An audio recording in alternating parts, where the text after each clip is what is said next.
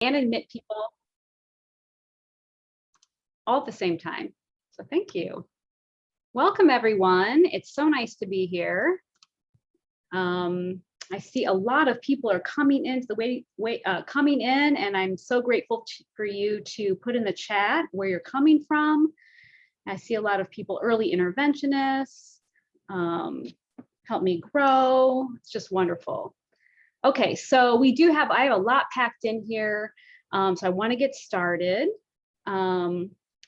And I always like to get started with, or generally like to get started with telling you a little story, or I like to start with stories about families. And so since we're talking about very young children today, I want to talk about Jameel and his family. And we're going to kind of use Jameel and his family throughout our talk today.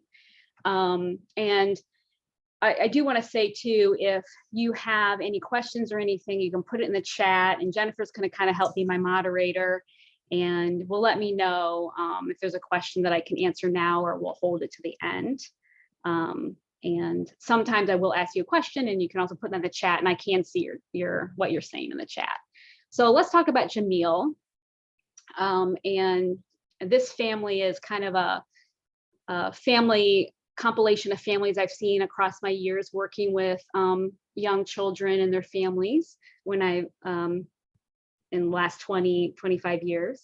But Jameel is about 2 years old, and he came to see me with his mother. And when I met them, they were working on reunifying. He had been out of the home for about 6 months, and he had been removed for domestic violence. And he was just getting back to seeing mom for weekend visits. And he and his mom were in the office together. And she was saying that, I was concerned about Jameel having problems with some temper tantrums, saying that he falls out a lot. And his favorite word is no. And that he has been hitting a lot when he doesn't get his way. And so Jameel lives with foster mom most of the time, and foster mom reports a lot of transition issues, especially when he's coming back from mom's visits with mom, difficulty getting him back into routines with sleeping and eating, but then normally he's a pretty happy baby. I'm sorry, here's mom right here. And he did have some problems in the beginning with speech when he first moved in with foster mom, but his speech was pretty much back on track at this point. But he did tend to be pretty rough with toys. So mom has a long history with Children's Services. This is a first contact with Children's Services right now with her, with this baby. It's her only child. But when she was young, she had been in and out with Children's Services for abuse and neglect. And she had been removed many times and actually aged out of the foster care system. And she had been placed with other kinship, especially with her great auntie, and also been in foster care. Now, this particular instance that she was with me, it was just her and with Jameel, they were sitting, she was on the other couch, and little Jameel was playing down with some toys, with some trucks and things. And mom was talking to me, and all of a sudden Jameel looks at mom and has a little truck or something in his hand, and he raises the truck up, looks at mom, and kind of has a little bit of an angry face. And mom says, look at that boy. He's going to turn out just like, all aggressive, just like his dad. And that was the end of that kind of interaction. So I want you to kind of think about what just happened in that space of time where Jameel interacted with his mom. What do you think happened between Jameel and mom, and why mom might have reacted that way?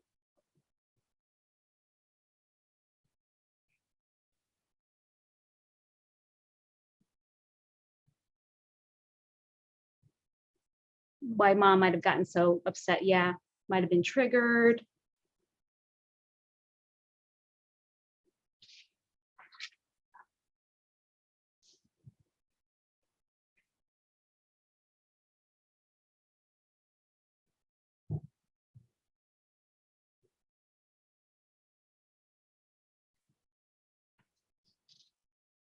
But we'll come back to that. From past experiences, she may have heard of that from I'm sorry, went too fast for me. May have been thinking about her abuse or history as a young child too. Projection from Jameel's father. Yeah, maybe a pattern. Afraid the cycle will be repeated. Jameel's dad was violent. She assumes Jameel will be too. Yeah, lots of good stuff here. Okay, so we're going to come back and talk more about Jameel, but let's talk about the intergenerational transmission of trauma. Okay, so what is intergenerational trauma? It's what it sounds like, right? So trauma that isn't just experienced by one person, but extends from one generation to the next. I'm trying to figure out where this camera can go so you can see me talking to you. So it's inadvertently transmitted from one generation to the next generation, and it's not necessarily spoken, but it's through nuances, and it's taught and implied, but not specifically taught, but through these silent rules, and from a very early age onward. And when we think about intergenerational trauma, a lot of times maybe we think about like domestic violence, like here, exactly what we saw with Jameel and his mom. So that cycle of violence that happened with mom, that she witnessed. I don't think I said that, but she witnessed domestic violence. It probably happened with previous generations with her. And, you know, then she's worrying maybe that that's also going to happen with Jameel. And certainly that is true. That is one way that there is intergenerational trauma. But we also think about intergenerational trauma in terms of slavery, the Holocaust, the trauma that's happened with Indigenous people. And that also occurs through the messages that are received when which descendants of people have experienced that terrifying event, carry the behavioral reactions through that event, and they have these emotional experiences, and they can vary from one generation to the next and from one person to the next, but they often include experiences that we think about, like with post-traumatic stress reactions such as shame, increased guilt, anxiety, depression, suicidality, substance use, dissociation, hypervigilance. I mean, I could go on and on, but all of these experiences are also carried and through the patterns of reactions with relationships, and attachment to others, difficulty in relating, in extreme reactivity to stress. So we don't necessarily know what these exact mechanisms are necessarily, that they differ from one generation to the next generation, but they're believed to be the mechanisms through these patterns and attitudes, through the relationships from the parents into the children. And we're going to talk a lot more about that.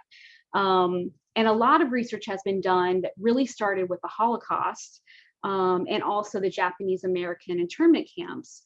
But it's really brought into the Native American tribes and also the Vietnam War veterans. So we think about these interchangeable terms such as intergenerational transmission of trauma, and also historical trauma, multi-generational trauma, and so on. And so we can use all of those terms.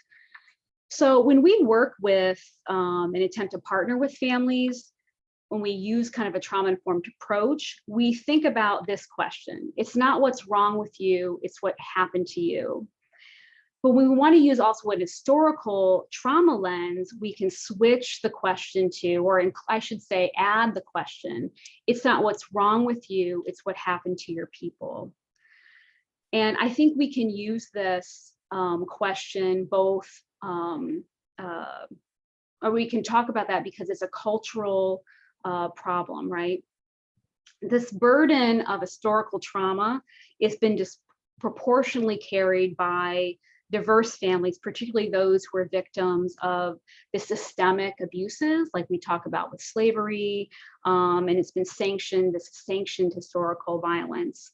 And they really, not only have they not found safety back then, but they still don't find safety right now. And so we can help them kind of understand that they're not only having problems right now because of what they're experiencing in this current day, but of what their ancestors also were experiencing. Chandra Ghosh Ippen is one of the creators of child-parent psychotherapy. So if you don't know what that particular treatment is, it is a treatment modality for children and families who've experienced trauma. And in particular, it was developed for families who've experienced domestic violence, but then it was expanded to also lots of forms of trauma.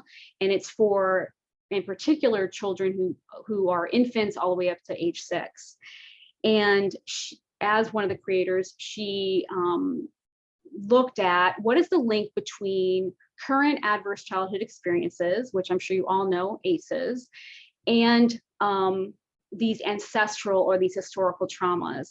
And she wanted to be clever with the word ACEs, and so she called them atrocious cultural experiences, and you can see those here. And she was looking at how do these ACEs, these current ACEs, link to these original atrocious cultural ACEs, or these original cultural ACEs, I can say.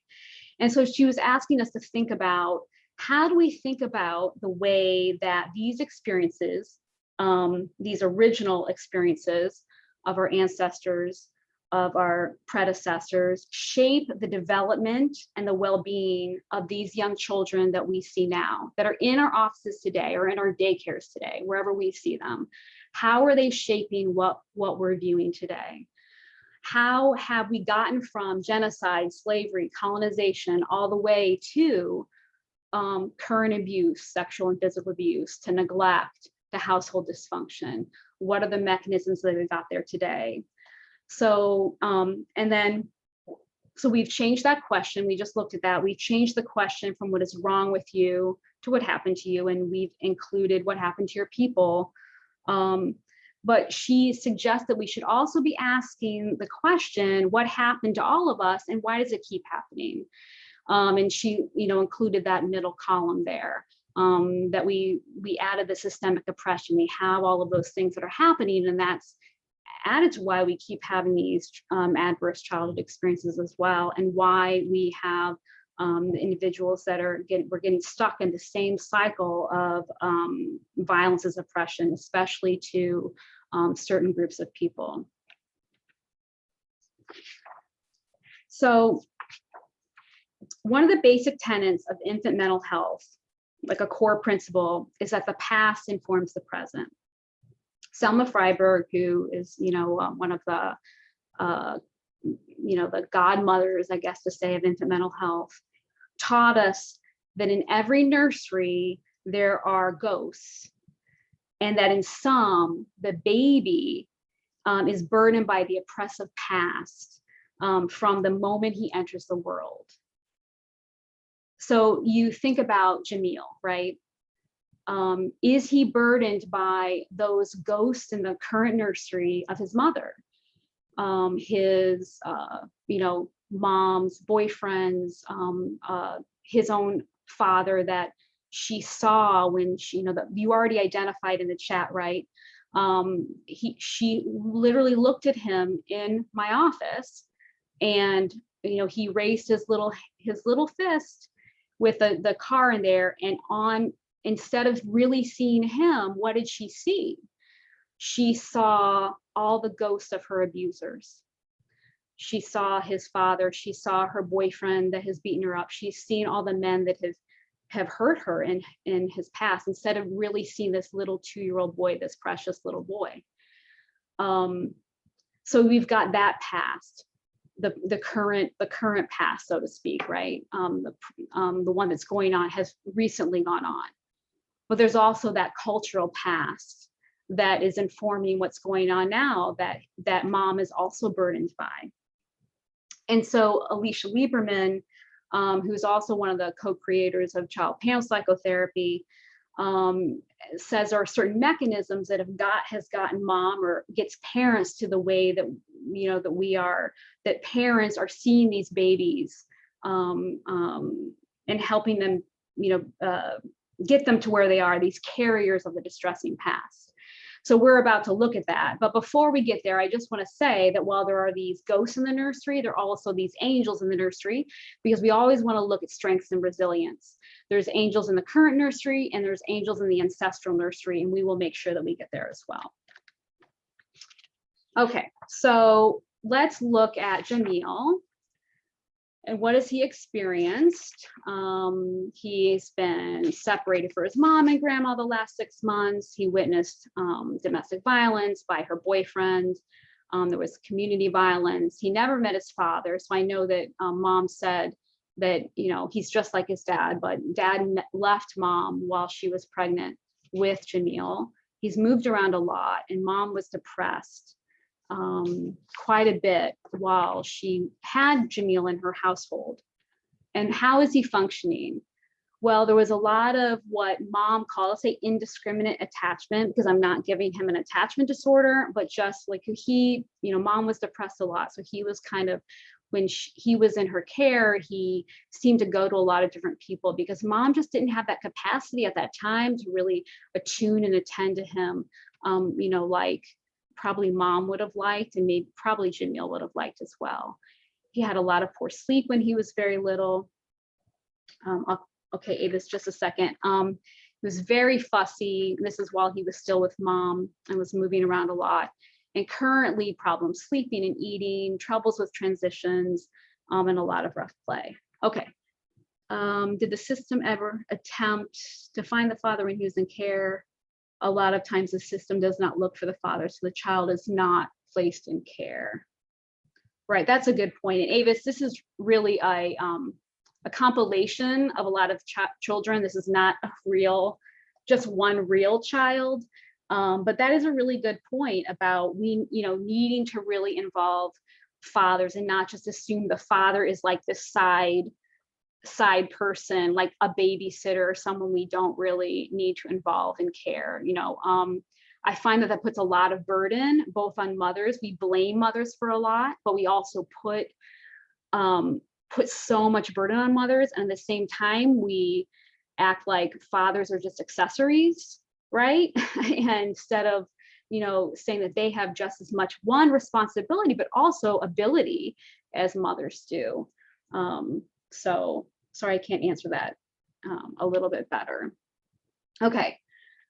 Oh, and dysregulation. So a little dysregulation. Mom's reporting that he has some tantrums, but maybe looking at through, she's saying he has a lot of fits, but is that really in a developmental? If we looked at it in a developmental lens, are his fits, are they really developmentally appropriate for his age? Saying no a lot, having some tantrums, are they developmentally appropriate, or is it just kind of hard for mom to handle because he's been out of her home for a while, so maybe it's just a little bit harder for her to handle at that moment because of that.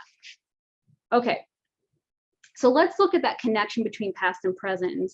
How is it getting from how the child's behaving a certain way from caregiver's past experience?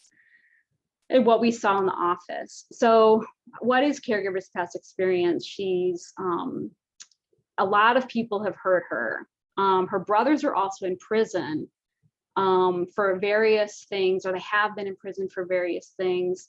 The brothers had also been brought up in the children CPS and foster care, things like that. So she has a lot of those, some of their history. So her working model of relationships are the men are violent and aggressive.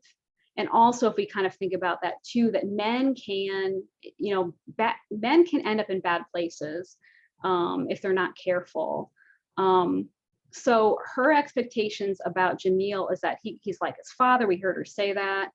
And also can be like a lot of the other men in her life who have hurt her, and that he may hurt her and be aggressive. So what is she attuning to? What behavior is she attuning to? She's watching for and responding harshly to what she sees as aggressive. And why would she do that? I mean, I think there's a lot of reasons to think about why she might do that. And it isn't necessarily because she just wants to be a harsh mom, right? It might just be because she wants to make sure that Jameel ends up in a positive place, not in a negative place. So how is Jameel going to end up internalizing all the behavior of mom? You know, he's going to think I'm aggressive, bad, dangerous, I'm not always lovable. And so then he's going to behave accordingly. So this is the current connection. Like I can say like currently what's going on, but we also have to think about what are the ghosts in our society, which we look at a glimpse at, and we see what is the cultural group's past experience. And because of some of those experiences, we're going to look a little bit more into this in a second. You can also have expectations about self and others. And so this is on a cultural level that's happening, and which can lead to things that mom is picking up and then the child is picking up. And I'm sure you've seen, I'm not going to go into a lot of this, but I'm sure you've seen these sorts of things already and other trainings. But the intergenerational transmission of trauma is also happening because of that historical trauma that's going on. And if you look at that smog of the historical legacy, that's just talking about we're all living in the same society. It's kind of like the racism, sexism, all the isms that are happening, we're all breathing that in. And so we're all living in that system, and that's affecting all of these experiences that the caregiver is having. It's affecting the way she's viewing the world. It's affecting her working relationships, her working models of relationships, and how she's attuning to behaviors. And this is also affecting her survival behaviors, the way she is viewing, the way she's adapting to the world. And I really think this is a really kind of key thing that we need to think about. I like this. This is a quote. I don't need to read it. I'm sure you can read it, but it's by Agbu. And it's really pointing out that you can't really judge a skill without knowing its context. I'm sure most of you or all of you have heard of Dr. Joy DeGruy, who developed post-traumatic slave syndrome. And I remember hearing this, I think about 8 years ago, and I'm sure many of you heard this even longer than I did, discussing this at length, this idea about these survival behaviors, adaptive behaviors. And the point that she made was this very specific thing the example that I want to give that kind of struck me was talking about Black families tending to downplay their children's accomplishments. So she gave the example that, well, white families will go on and brag about their children's grades and sports, etc. One of their Black friends may really downplay their similarly very well accomplished Black children. They'll just really downplay it. And she said that that particular behavior will have roots in slavery because, of course, because it back in slavery, with a Black child, or actually any Black individual who was a slave, was noticed, then that would be bad. So if a Black child was noticed, then they would be taken away and sold away from their family. And of course, you wouldn't want that to happen. And so that was very, very long ago. But that was one of those things that was ingrained. And of course, now no one's going to say, oh, that's why I do that. But something that continued to be reinforced and has stayed. But there's a lot of different kind of examples of that in different kind of cultures. And there's these survival behaviors. Just like if you think about in trauma, when we think of adaptive or survival behaviors, individuals do things like this. There can be cultural survival behaviors that happen. And if you just look at something and you think, oh, why is, like in domestic violence, for instance, women often do things that you think, why in the world are they doing that? But they're doing it to protect their children. It's very important to not take things out of context. Think about the adaptive purpose for that.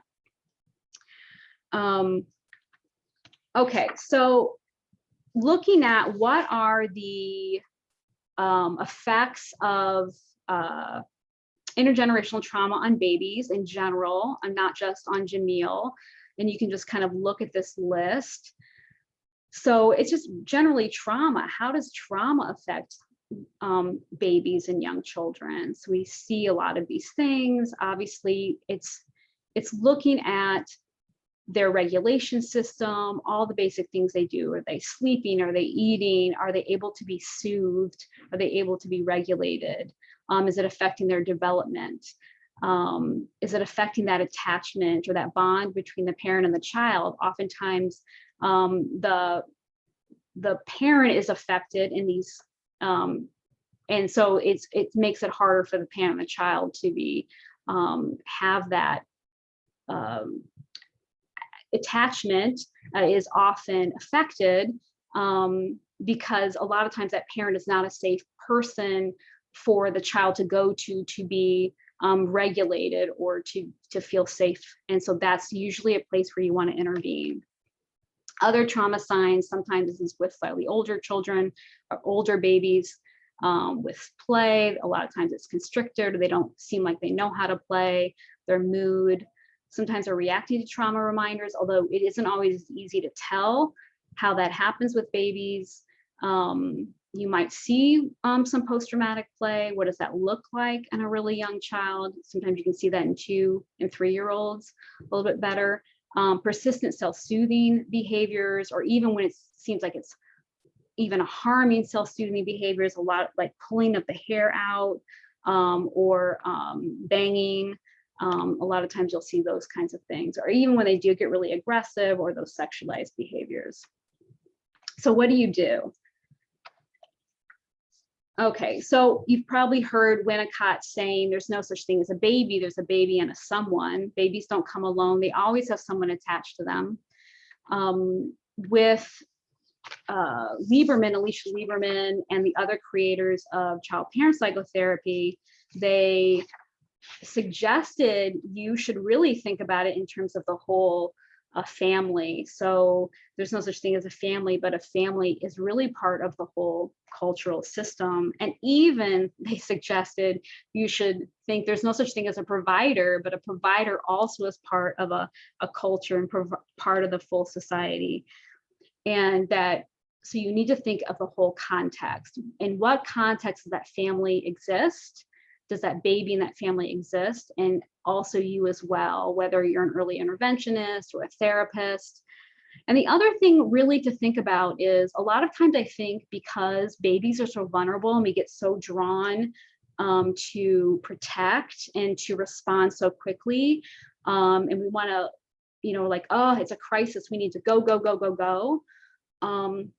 Sometimes we need to just slow down and really focus on the connection and the listening and the understanding and gaining that perspective of the family and the cultural values and how that their cultural group traveled.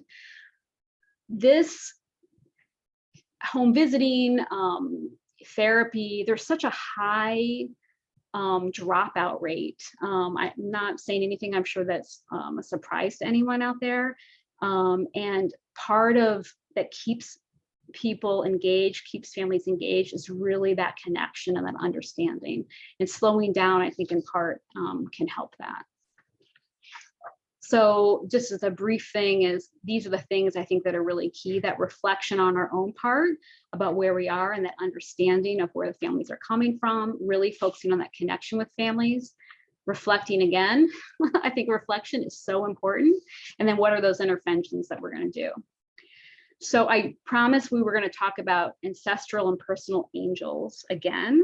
I'm not going to talk a lot about it, but this is really just a plug to say that there's a lot of focus on what's going wrong in families, what's going wrong with children, but really focusing on strengths, both personal strengths with families, personal strengths with children, but also these ancestral strengths is really important. And this is also about angels. So helping families to connect to what was good, who was good for you. So in this particular case with Jameel, with mom, that great auntie, that was her personal angel. Auntie wasn't always there in her entire childhood, but it was someone who was the one who was always was the positive source for her and helping to connect, and currently is.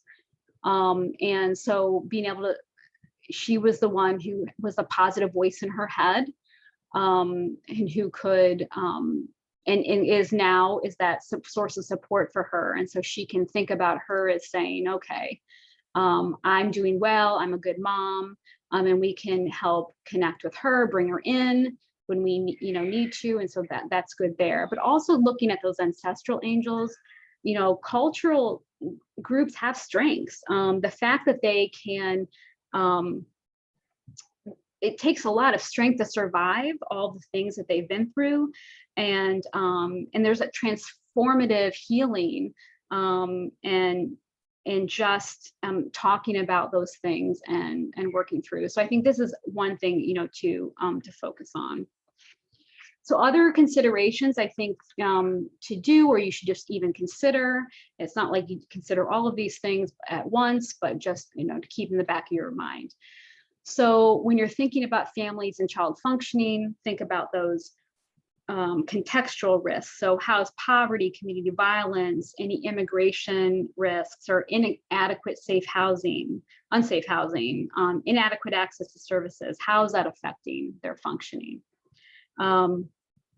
Acknowledge what their past risks to safety, or we've already talked about trauma and effective trauma and historical trauma. Understanding that caregiver mistrust of the system or any difficult behavior given their history and the things that are going on.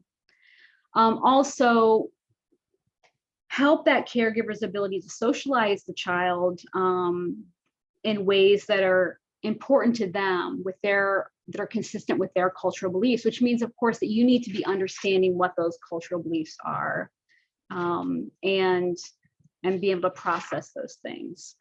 So all of those things you'll be able to do if you're helping the parents and you're connecting with those parents.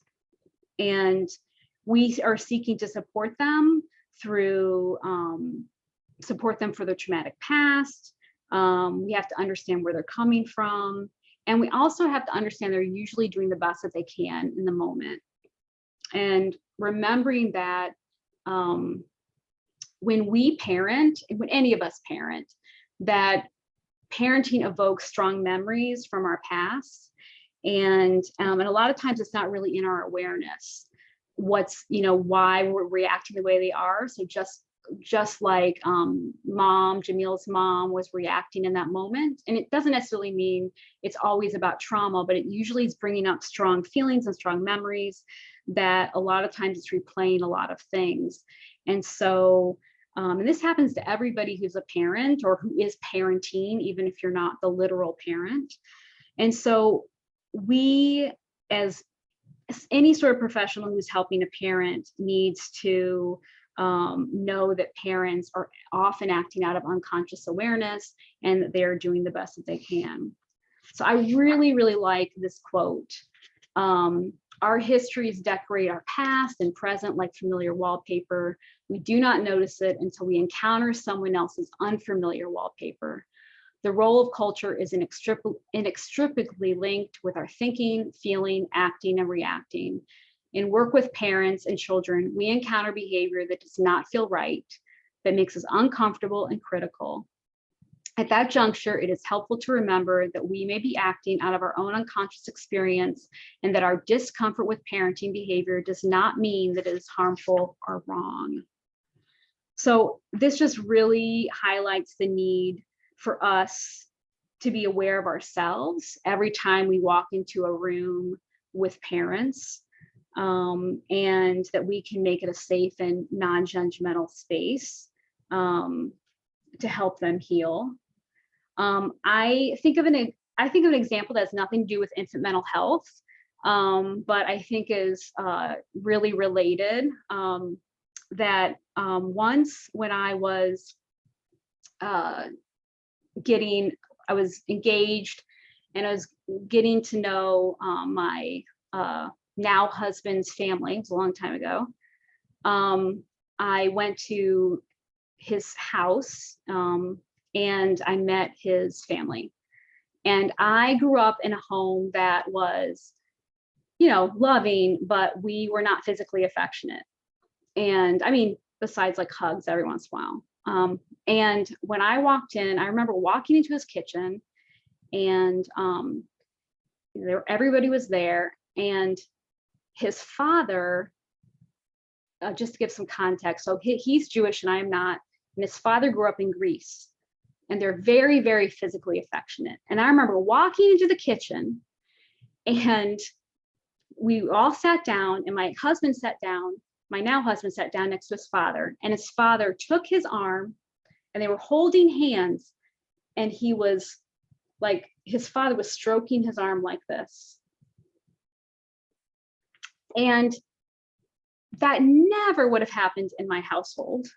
Like, I mean, we didn't even, we never held hands, like maybe we hugged and that was it. And it was so out of my comfort zone. I just remember being shocked. Now, I didn't say anything. I think they were even like kissed like almost on the lips. I just turned my face like this. I just remember being so out of my comfort zone. It was like this, like that wallpaper was like bright pink and yellow, and my wallpaper in my house was like subdued tan, like with no stripes. It was like there was no color on my wallpaper. That's what it's like. Now, if I would have reacted as if their wallpaper was bad and wrong, like if they were like a client or something, that would have been wrong, right? That was just a different kind of wallpaper. It was like, but that does not mean it was wrong. And I think that sometimes when we confront, like, or in situations where experiences are much different than ours, we have to be careful, and we have reactions. We have to be careful to make sure that we sit with our discomfort, reflect on it, and ensure that we are understand where those reactions are coming from. So we need to use that reflective practice. How do we, with our families, how do we see each other? How do we see ourselves? How might the family see us? How does this make us feel, and how do we respond? Now, reflective practice, a lot of you may already do this. Reflective practice really started in infant mental health, is often used quite frequently. It's been my mission to try to see it used everywhere, because babies can evoke such strong reactions on a lot of us, because we have this protective instinct. And this is something that we can then use to make sure that when we're responding to families, we know that we are responding in a way that is safe, that is not judgmental, and that we are responding in a way that is best for them. And then we are also taking care of ourselves, because it can be very hard work to very heavy work to work with families who have experienced a lot of trauma. Another thing that is we can do that is very helpful with families to make sure that we help break the cycle of intergenerational trauma is to remember and to connect to emotions. I think it was either Selma Freiberg, or I think it was Selma Freiberg says, we need to speak the unspeakable. It's so important that a lot of us in our culture, we like to say, once it's done, we don't want to talk about it anymore. But the more we bring things to light, the more we talk about the things that are so horrible, we can start to end those things that are happening. And so with Jameel's mom, if we help talk about why she's responding the way that she was to Jameel, if we talk to her about, oh, I see you had a really strong reaction there to, Jameel when he raised his hand like that. I wonder what was going on, for you there.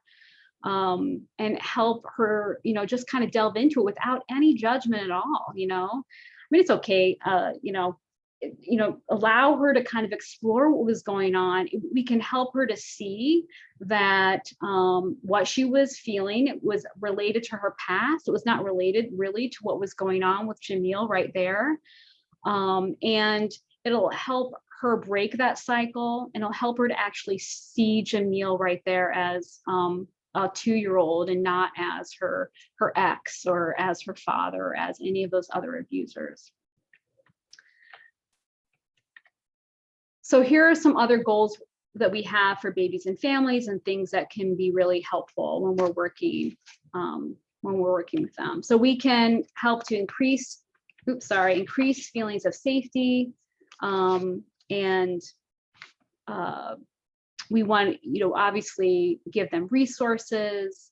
We need to help them figure out how to respond realistically to threat. A lot of times, when people have experienced trauma, they don't really know what is realistic danger. Am I really responding? Is this a real danger, a real threat, or is it not? So helping families figure out what is real threat and what isn't real threat. And we can also help establishing routines and rituals for babies, because sometimes there's a lot of chaos going on, and we need to help them with that. We can work on that relationship. Sometimes there's a problem with attunement, because there's a lot of other things happening, and it's difficult to figure out, difficult for families and for mom and dad to know exactly what they're really looking at. So for instance, with mom here and Jameel, was mom really knowing what Jameel was doing when he lifted his arm? It's unclear. I think she was responding to something else. So helping to figure that out. Or when Jameel is saying no a lot and maybe having some tantrums, does she know that maybe that's where he is developmentally, and helping to figure some of those things out and to know how to respond. She doesn't need to think that no's okay, or that he needs to have tantrums, but helping to figure those things out. Also, avoiding unnecessary separations. So trying to advocate for families so there aren't all those separations, encouraging that, parents and children can have to have as much time together, especially when they're so young, because the longer they're apart, the harder it is for those them to have that positive bond and attachment. How can we help with regulation? And a lot of times really it's about co-regulation, obviously, as you know, with young children, with babies and toddlers, they really aren't regulating on their own. So we really need to help parents be able to first be able to regulate themselves, and then to help them know how to help their babies co-regulate. So regulate the two. And so how we help the parents trust their own bodily sensations and then teach some of these skills to their babies. So what are some of those things you can work with the parents to, get some of that good affect regulation, good sleep, good eating? Can they have some of those good habits? The more that they can take good care of themselves, how can we help them do those things? Good connections, know that they can trust. A lot of times they're struggling to be able to trust in their own bodily sensations. And so it's harder then for them to know how to regulate their babies or co-regulate with their babies. So, really helping them with those skills, I think then can help them to regulate with their babies. Development, of course, is an area we always are working on. I kind of already discussed this a little bit, but and I'm sure a lot of you already know this because of what you're doing, but we know that parents often struggle with that with development. I think parents all kinds of parents struggle with development, really not understanding typical development. And then when you add that layer to understanding some of this, when there's been trauma in the house, that sometimes development gets off course, to helping them understand that that's what's happened, and that when we can get that, we've got effects of trauma, and so all those kind of different layers. So helping maybe provide some education, but then also inviting them in, that you're not coming in as the expert telling them this is what it is, but just kind of wondering with them, I wonder, a lot of babies are kind of like this. I wonder what you see with your baby, because we certainly don't want to come in and say, like, we know everything. We want to kind of invite them to be a part of the process and see what kind of their views on it are, and kind of join with them to kind of come to the understanding of that, yes, they're an expert on their baby as well, and we just have some information about it. But so we can guide them towards the correct information for development.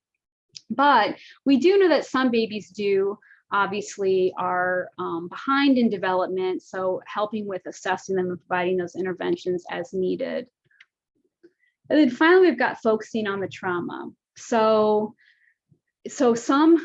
a lot of babies, it's a lot about working with the parents. Some of these babies are going to have some more impacts than others, but we're still going to have to work, like we already said, on both the dyad or the family with the child.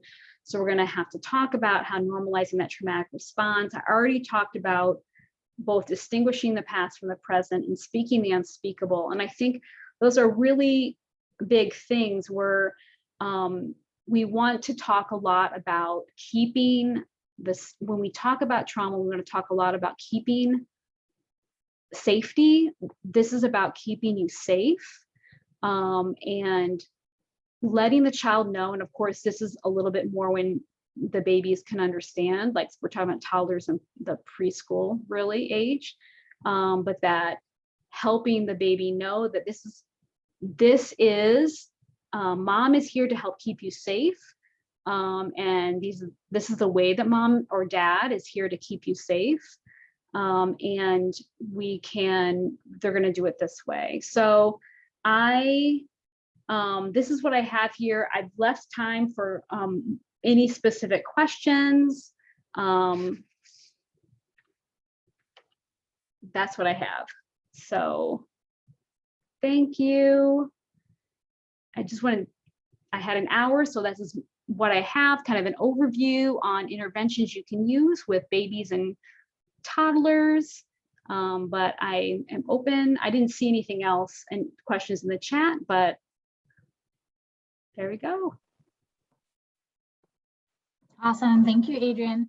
Please feel free to use, we already have questions in the chat. How do we help children in foster care who are experiencing trauma in foster care? Well, that's a big question. So do you mean like from just a general point of view, like a therapy point of view? Betsy, do you want to come off mute? Can you? Yes. Can you hear me? Yes, you hear I me can. now? Yep. Yes. I have a child that is coming from a situation like she was changing the sheets on her bed. There you go. I'm dealing with a foster family who has a child who exhibits the exact same things you're talking about, where it's transitions. He falls apart really easily. There's a lot of, when there's the foster father leaves, he has a lot of issues, and we're dealing with that. I have no contact with the mother, and it's really the father he visits. The mom doesn't visit very often. They're separated, but the foster family is looking for help in dealing with the child to help him regulate himself. And I just wondered what suggestions you had. We've been working on several things, but I was hoping that maybe there were a few things that you would say, try this, that would be helpful. Does that make sense? I think so. So it sounds like there's like transition issues, or Well, it is transition issues, and it's like just even at first when they had to take him into daycare because both parents worked, and then they figured it out it was the private daycare person that wasn't very sensitive, so they take him into another daycare center, which is working very well. But he just has meltdowns, and when he gets angry, he throws things, and his language is starting to come, but he still has a lot of separation issues and that sort of thing, and we know it comes from his foster situation of being in a couple foster homes and it seems to happen a lot after he has a visit, which is only every other week. So just maybe there's some things we haven't tried that maybe you could suggest for the foster parents. Maybe, I don't think I'm the only one that experiences this with a foster family. I'm sure you're not the only one. It is hard. It's always hard to give advice when you don't know the child. So I can only give you generalities. Okay, because we have talked about routines, we have talked about how to help him calm, and with the language coming, that's helped a lot. But there might be something we haven't thought of, and I thought maybe there would be a couple of things you could bring up, and I'd say, oh, I haven't tried that yet. That's kind of why I came on today, because I was interested to hear. He's how old? He's 20 months now. Oh, so he's okay, almost exactly. He's little, yeah. Little. So you obviously have to keep language very simple for a 20-month-old, but I think you can still talk to 20-month-olds about big feelings.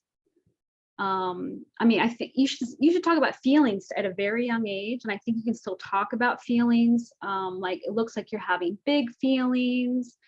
I think they could be using a lot of co-regulation, like rubbing a back. I mean, I don't know what this particular child works. I mean, all children are different, but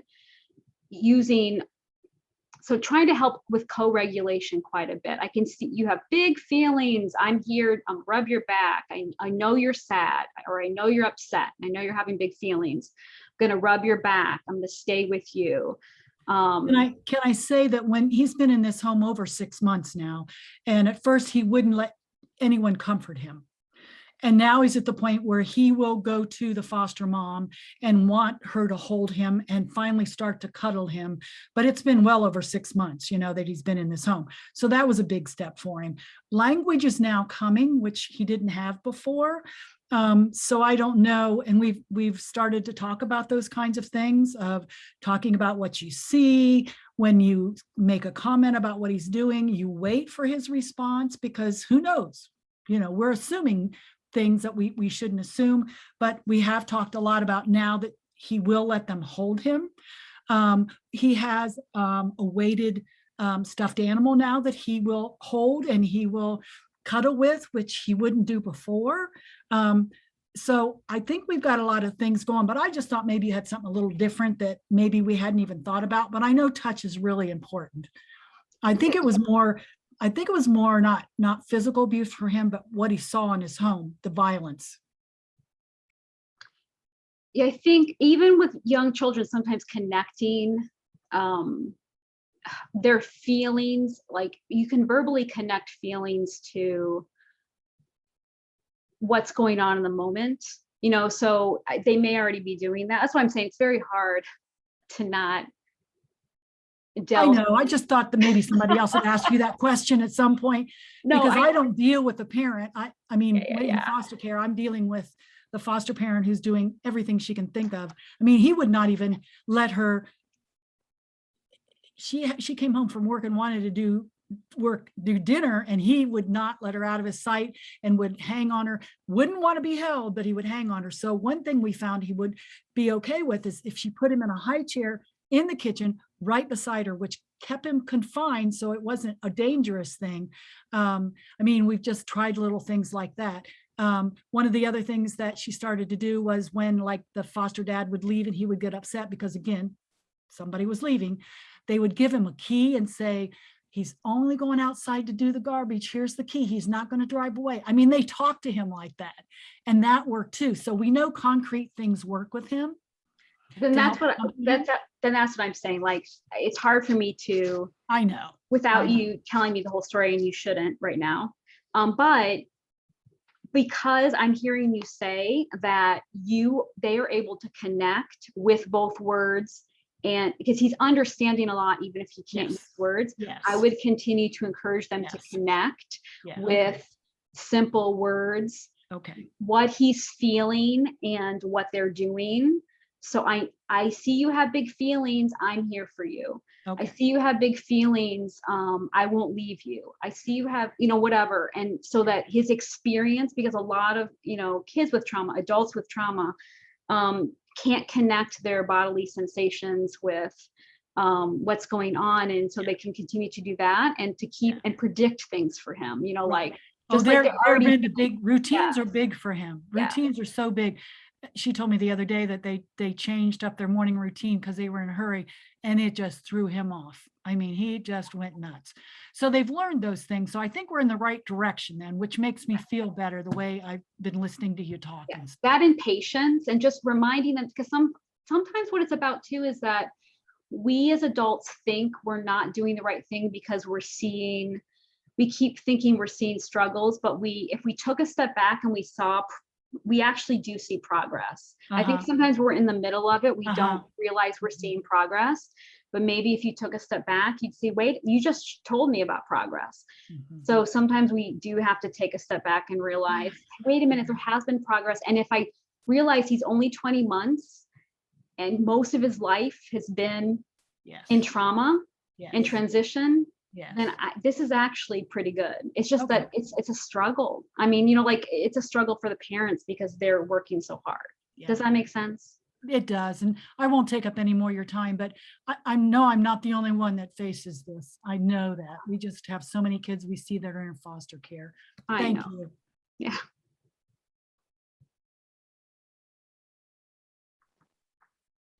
Well, that was really interesting. And thank you, Betsy, for your question, and Adrian for a great presentation and for fielding that. We are just a couple minutes before 4 o'clock. I'm putting today's session code. I'm muting myself. I am putting today's session code in the chat. Within half an hour, you will receive an email with a link for your evaluation survey. So please fill that out for if you're hoping to get CEUs, or even if you're not, and let us know what you loved about Adrian's presentation. And we are just so glad that she was able to take this time today. You can go ahead and put your name back in the chat. I'll download the chat for attendance purposes. And any last words, Adrian, as we close out today? No, just thank you for attending, and Jennifer for inviting me. So thank you. This was a very high demand topic. I think intergenerational trauma, has been kind of on the forefront of a lot of people's minds. So I appreciate, again, your time today. Thank you, everybody. Put your name in the chat. AE930 is the session code, and watch your email for that evaluation link in about half an hour. And we will close for today. Thank you. Thank you.